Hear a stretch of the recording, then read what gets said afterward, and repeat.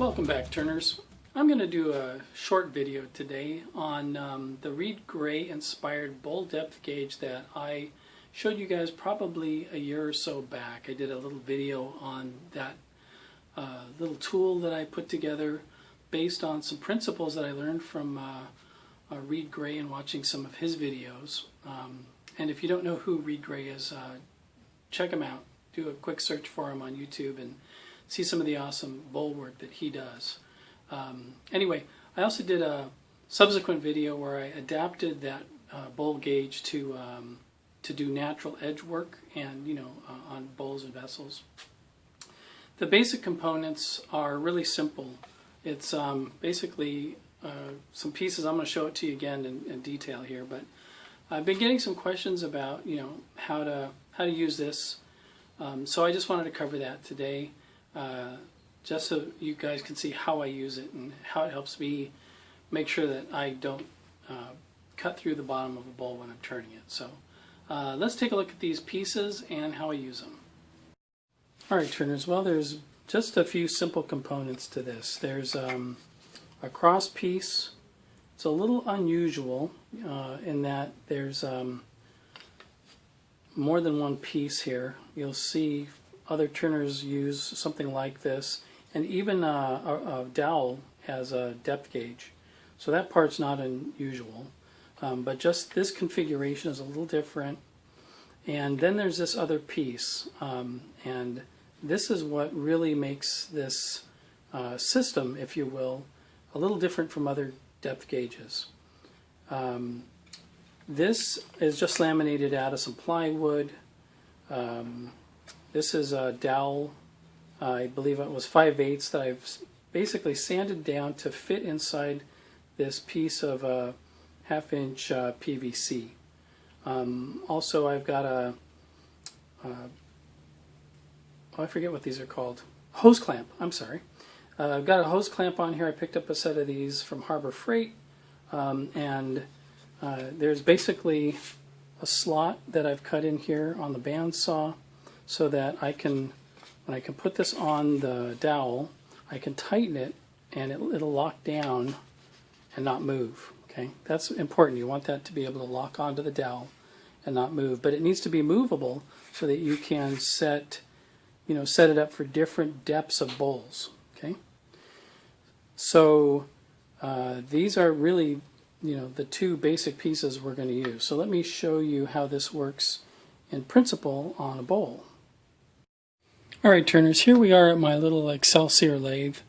Again, I'm temporarily without my larger lathe, but again, that's temporary. It actually arrived. I haven't set it up yet, but we'll get to that in another video. What I wanted to show you was I put the 6-jaw chuck that I like to use for bowls on this lathe, and what makes this depth gauge system work is the distance, knowing the distance from the edge of the chuck jaws to the headstock. This is a constant. It's a constant measurement. You guys can't probably see this measurement, but I know that from here to here is 4 7/8 inches, and this piece of PVC, okay, from there to there is 4 7/8 inches. Okay, so I always know, this is a constant, and where this comes into play, knowing where the end of your chuck jaws are, obviously would be important when you're turning a bowl. What makes this work is the fact that when you set the distance, when you're measuring a bowl, and you're measuring into the interior of a bowl, this actually gets set to where the edge of the bowl is when you are you set your final rim on the bowl.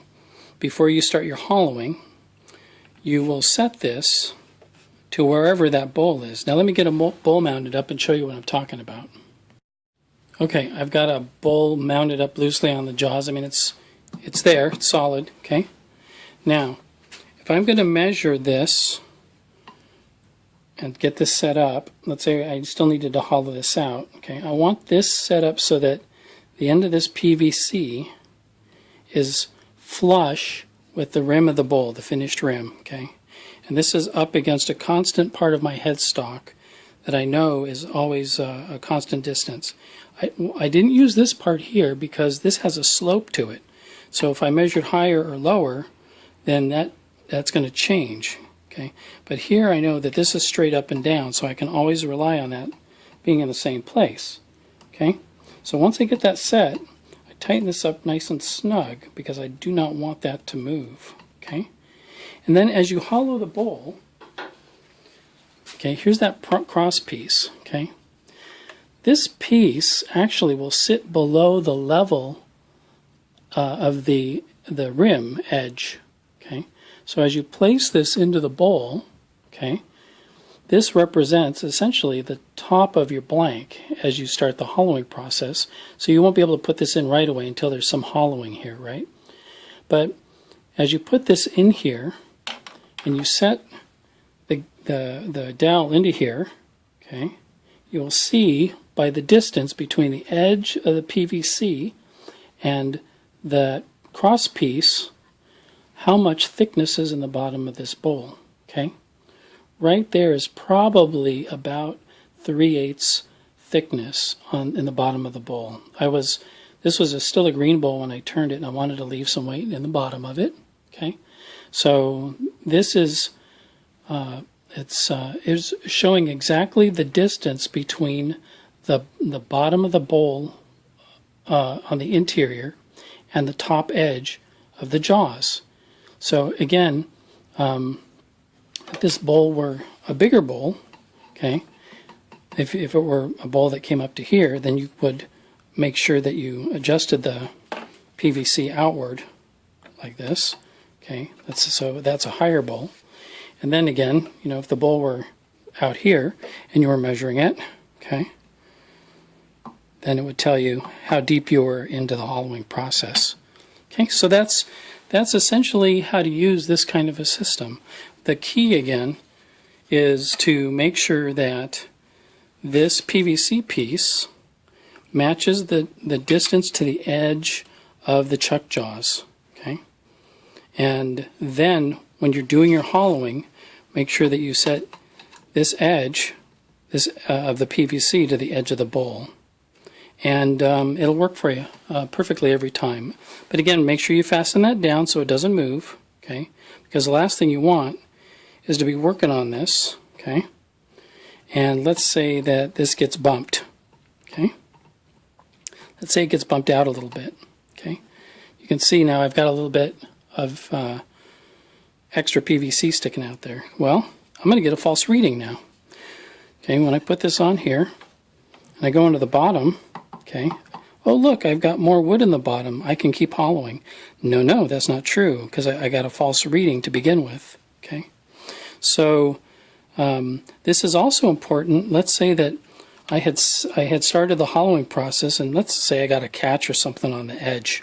So I have to clean the edge down a little bit. Well, if I did that, so let's say if my bowl was originally, the edge was out this far, then I would have to remember, oh, I cleaned up that edge. I've got to move this, got to move it in to match that edge again, okay? And when you do that, okay, you got to remember to do that, then you get that correct reading again, okay? All right, turners, well, I know a few of you at least have gone ahead and made up your own set like this. And like I said, I've gotten some questions about it from some other folks. So if you're still thinking about putting one of these together for yourself, you know, hopefully these instructions will come in handy, and you'll never go through the bottom of a bowl again. So anyway, thanks for joining me. And in the next video, we're going to take a look at some new things that have been added to the shop. While I was purchasing the lathe, I also bought a new bandsaw. So we'll take a look at those things coming up. Thanks for watching. Thanks for all the subscribing. These videos are always ad-free and family-friendly. So I just want to say thanks for joining along, and we'll see you for the next one.